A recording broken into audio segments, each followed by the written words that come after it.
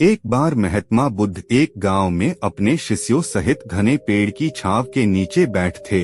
आसपास के गांवों से बहुत से लोग अपनी मानसिक समस्याएं लेकर महात्मा बुद्ध के पास आ रहे थे। महात्मा बुद्ध उन सब की मानसिक परेशानियों का समाधान देते। सब लोग खुशी खुशी अपनी समस्याओं का समाधान पाकर वहां से लौट रहे थे।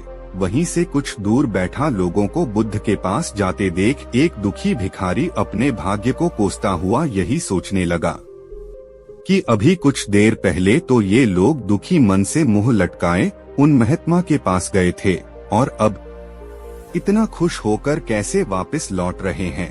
आखिर माजरा क्या है, जरा मैं भी जाकर देखूं कि वो महात्मा ऐसा कौन सा खजाना बांट रहा है। इन लोगों को वे इतने प्रसन्न हुए कि उनके चेहरे लाल हो गए।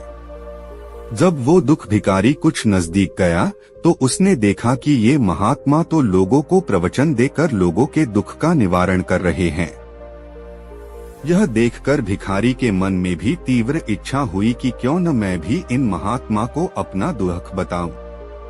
मुझे भी अपने दुख का समाधान अवश्य मिलेगा। बस फिर क्या था, समाधान पाने की लालसा लिए भिखारी महात्मा बुद्ध के सामने पहुंचा और हाथ जोड़कर प्रणाम करते हुए बोला, हे महात्मा बुद्ध, मैं भी लोगों की मदद करना चाहता हूँ। मुझे लोगों की मदद करने की बहुत इच्छा है, लेकिन मैं कैसे मदद कर सकता हूँ? मैं बहुत गरीब हूँ। मेरे पास न तो पैसे हैं और न ही कोई ऐसी चीज जिससे मैं किसी की मदद कर सकूं। मैं कोशिश करने पर भी किसी की मदद नहीं कर सकता। मुझे भगवान ने इतना गरीब क्यों बनाया? हे महात्मा, मुझ पर कुछ कृपा करो। इतना बोलते हुए भिखारी रोने लगा। महात्मा बुद्ध बोले, आप बहुत अज्ञानी हैं, क्योंकि आप अभी तक इस भ्रम में जी रहे हो कि तुम्हारे पास कुछ नहीं, जबकि दूसरों को कुछ देने के लिए तुम्हारे पास बहुत कुछ है। तुम बिना धन और वस्तु के भी दूसरों की मदद कर सकते हो। तुम्हारे पास जुबान है जिससे तुम मीठे शब्द बोलकर किसी के दुखी चेहरे पर मुस्कान ला सकते हो। इन्हीं शब्दों की ताकत से तुम किसी के भी टूटते हौसलों को फिर से मजबूत कर सकते हो।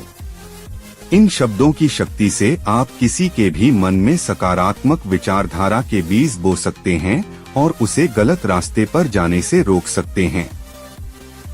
तुम्हारे दो हाथों से किसी भी कमजोर या लाचार व्यक्ति की सहायता कर सकते हो। आपके दो आंखें किसी अंधे को रास्ता दिखा सकते हैं। तुम किसी के लिए दुआ कर सकते हो। यह हो सकता है कि उनके बुरे काम फिर से हो जाएं। आप किसी के अच्छे स्वास्थ्य की कामना कर सकते हैं, लेकिन अज्ञानतावश तुम अब तक इस बात को समझ नहीं पाए और इस भ्रम में अब तक जीते रहे कि तुम्हारे पास मदद करने के लिए कुछ नहीं। किसी की मदद करने के लिए धन और वस्तु का होना अनिवार्य नहीं है। बिना धन और वस्तु के भी हम कई प्रकार से लोगों की मदद कर सकते हैं। महात्मा बुद्ध के ज्ञान से भरे ये सुंदर शब्द सुनकर भिखारी के चेहरे पर मुस्कान आ गई और वह खुशी से झूमता हुआ वहां से चला गया।